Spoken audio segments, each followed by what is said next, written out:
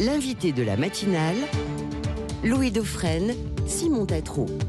3 personnes en situation de handicap sur 4 estiment que leur handicap a freiné leur évolution professionnelle. C'est le résultat d'une enquête IFOP sur l'égalité des chances en emploi pour les personnes en situation de handicap. Durant les 4 dernières années, le taux de chômage des personnes en situation de handicap a considérablement diminué, passant ainsi de 18 à 12%.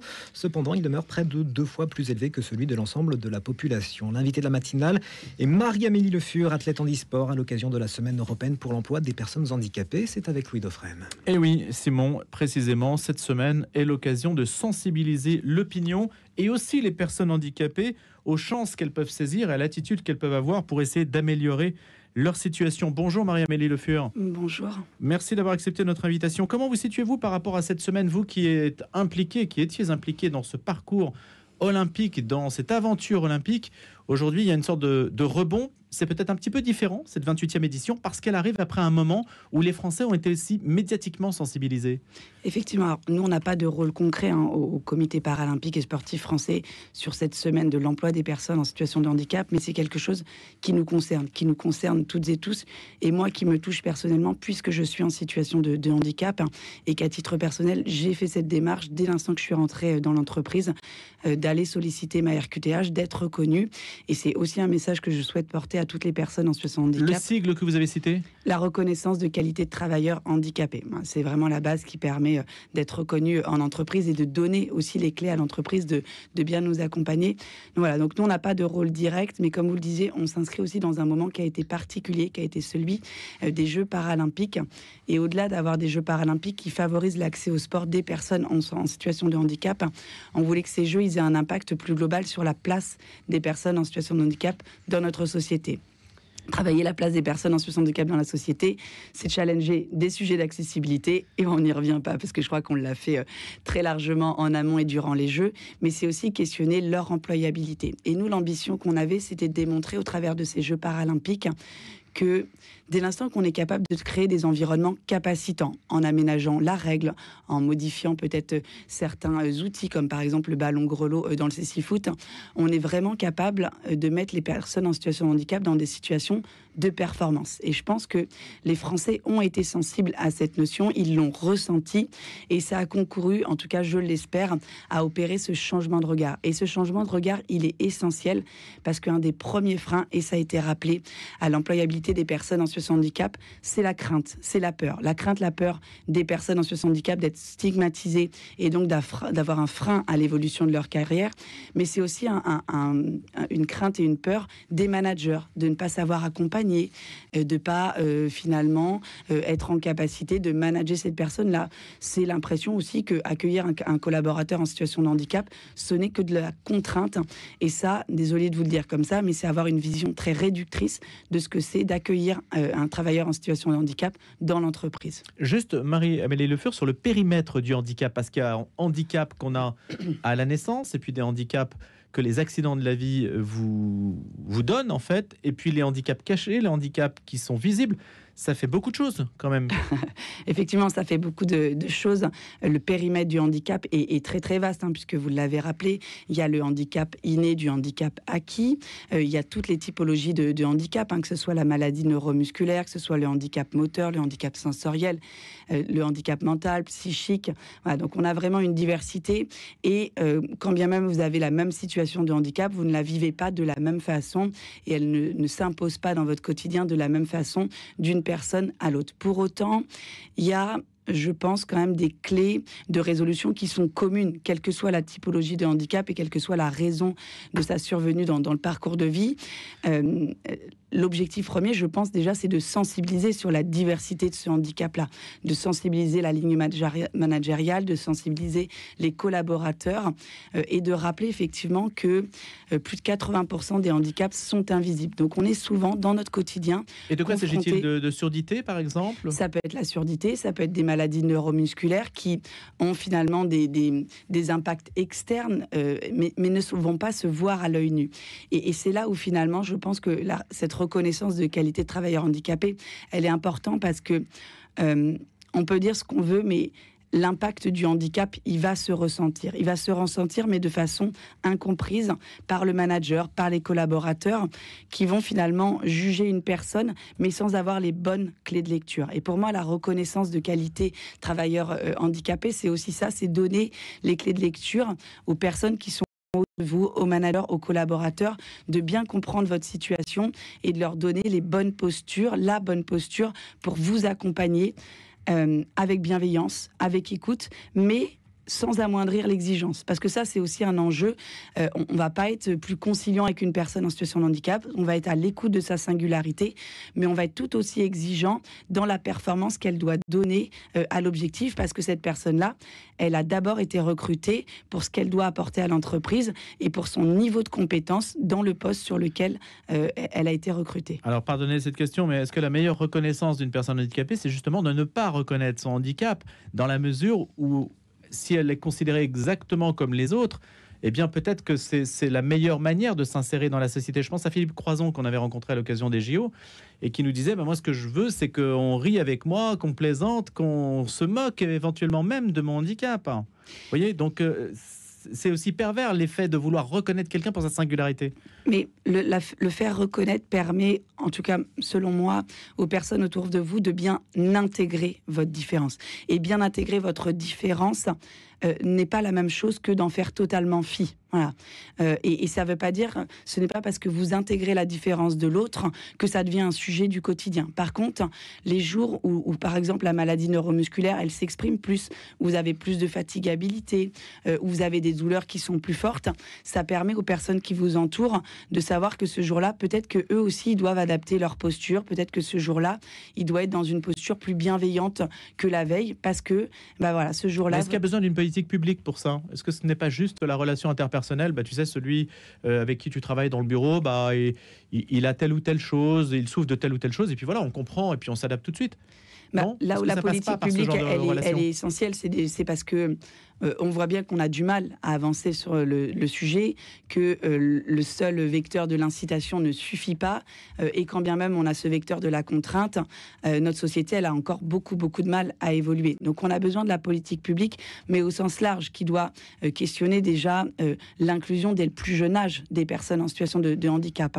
Et des leviers comme l'école inclusive vont être des leviers à moyen terme pour travailler finalement une meilleure bienveillance vis-à-vis des collaborateurs en entreprise. Pourquoi ? Parce que des enfants qui seront issus de cette génération de l'école inclusive auront dès plus jeune âge été à la rencontre des personnes en situation de handicap, ce qui n'est pas le cas autour de la table. Qu'est-ce que c'est l'école inclusive ?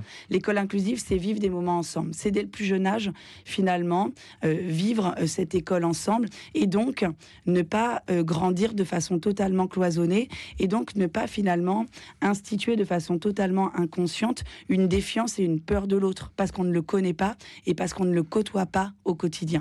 Et c'est ça l'enjeu de l'école inclusive, c'est ça l'enjeu du sport inclusif, c'est de vivre des moments ensemble, et ces moments vécus ensemble vont faire que la peur de l'autre s'installe moins, parce que on connaît l'autre, il vit pas dans un monde qui est totalement séparé du nôtre, et donc ce fait de vivre ensemble ramène du bon sens dans la relation. Et je pense que c'est peut-être pas la clé unique, parce qu'il y a vraiment des personnes qui sont réfractaires et qui n'ont pas encore compris ce qu'est la plus-value du handicap et qui vivent avec un esprit étriqué.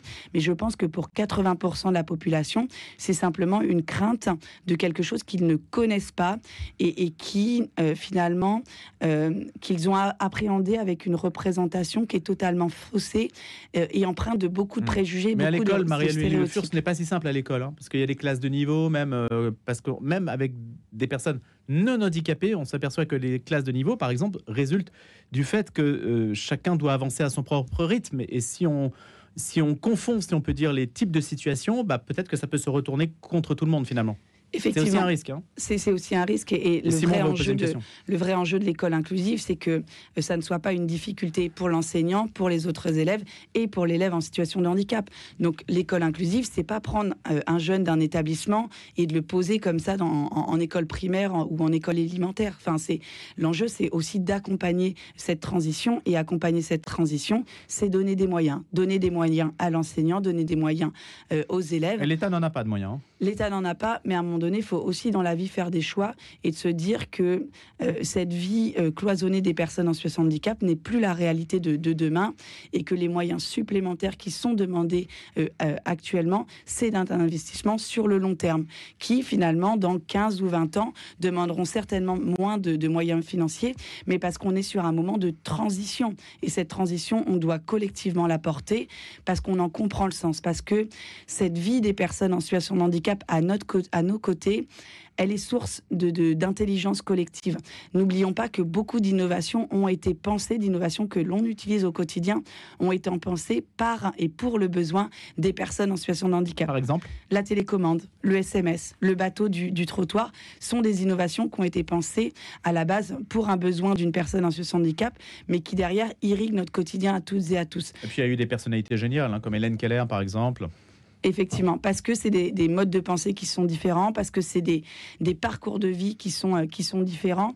Et le fait dans l'entreprise de côtoyer ces parcours de vie différents amène, et c'est prouvé scientifiquement, une forme de bien-être dans les collectifs de travail, amène aussi une façon de repenser les méthodes managériales, l'ergonomie des postes de travail, qui vont être source de performance pour le collaborateur en situation de handicap, mais aussi pour finalement toute l'équipe de travail. Pour peu que ce soit aussi les handicapés qui disent ce qu'ils veulent et pas un technocrate qui décide pour eux. Hein. Effectivement. Ça aussi, hein, ça aussi un problème. Simon Tatro, faire avec.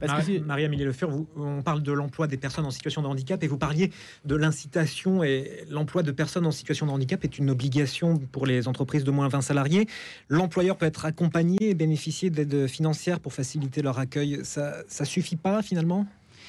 Ça suffit pas parce que si votre vocation première en tant qu'entreprise, c'est d'aller mobiliser des aides et surtout de faire le recrutement parce que vous n'avez plus envie de payer la pénalité du non-quota des 6%, c'est que vous n'avez absolument rien compris à ce qu'est la plus-value d'embaucher un collaborateur en situation de handicap. Et aujourd'hui, c'est 6% pour qui ? Pour tout le monde ? C'est pour tout le monde. C'est pour les entreprises privées qui sont actuellement autour de 3,4%, je crois que c'est le dernier chiffre de taux d'embauche, donc on est encore loin des 6%. Voilà. Mais parce que, et encore une fois, vous ne pouvez pas vous engager dans une politique envers les personnes en situation de handicap si votre seul moteur, c'est le fait de ne pas payer la main. Voilà, vous devez comprendre que c'est une vraie plus-value pour l'entreprise d'avoir cette diversité, eu égard à ce que je vous partageais avant, c'est-à-dire le bien-être que ça amène dans le collectif de travail. Ça amène une relation interpersonnelle qui est nouvelle, qui est différente. C'est aussi d'accepter de se confronter à des parcours de vie qui sont différents, mais dès l'instant qu'on sait les interroger, dès l'instant qu'on sait les utiliser à bon escient, ils vont venir nourrir la performance collective. Et ça, encore une fois, c'est pas Marie-Amélie Le Fur qui vous le dit, c'est que ça a été prouvé scientifiquement, et c'est aussi des entreprises qui ont osé franchir ce cap-là, ont osé accompagner leurs collaborateurs, leurs managers dans ce recrutement vers les personnes en situation de handicap qui nous le démontrent. Donc c'est maintenant, vraiment... Marie-Amélie Le Fur, c'est peut-être... un petit peu plus compliqué pour une société, je ne sais pas, qui officie dans le bâtiment et de recruter des personnes handicapées physiques, alors que c'est plus simple pour une entreprise qui fait de la comptabilité, par exemple. Quand vous dites ça, vous présumez beaucoup aussi des compétences et des capacités des personnes en situation de handicap. Et vous le disiez très justement tout à l'heure, laissons la parole aux personnes en situation de handicap. Arrêtons d'être dans un système où c'est la société qui décide des capacités, des compétences des personnes en situation de handicap. Laissons-les. Alors je pose la question autrement, quelles sont les entreprises les plus proactives dans le domaine du recrutement de personnes handicapées ? Alors je ne vais pas avoir des secteurs donnés, enfin je n'ai pas ces éléments-là. Effectivement, ça pourrait être intéressant de se poser la question. Mais voilà, pour moi, tous les secteurs ont la capacité, ont la compétence, à condition d'une chose, c'est aussi que on ait des personnes en situation de handicap qui, dès le plus jeune âge, s'ouvrent le champ des possibles. Parce que ce que nous partagent aussi certaines entreprises qui sont actuellement beaucoup tournées sur le recrutement des personnes en situation de handicap, c'est qu'à date, elles sont confrontées à une difficulté qui est celle de aussi recruter sur les compétences. Et à un moment donné, par exemple, quand vous avez des entreprises qui sont sur des profils ingénieurs, parce que c'est leur secteur d'activité qui le veut, elles sont confrontées au fait que peu de personnes en situation de handicap, seuls 43% des personnes en situation de handicap vont au-delà du bac. Et quand vous recrutez effectivement à bac plus 5, à bac plus 8, et ben là, vous avez un petit déficit de compétences des personnes en situation de handicap. Qui n'a rien à voir avec le handicap, en fait. Hein. C'est tout simplement qui peut avoir un sur problème de certaines l'offre. typologies, mais c'est surtout que, en fait, on a encore un plafond de verre qui va, une autocensure que que vont connaître les personnes en situation de handicap, qui vont se dire ah ben non mais les études d'ingénieur c'est pas pour moi parce que je suis en situation de handicap. Donc il faut aussi que dès le plus jeune âge, collectivement, on déconstruise ces préjugés et ces stéréotypes. Et là où il y a beaucoup d'entreprises qui vont dans le milieu Beethoven scolaire, était handicapé, hein. mais voilà, mais parce qu'en fait, l'idée c'est aussi Nombre de se génies dire, handicapés. mais parce que ce sont des génies qui ont mis à profit leur handicap Il suffit aussi d'en dans parler, il des, suffit dans de des le dire. secteurs d'activité donnés.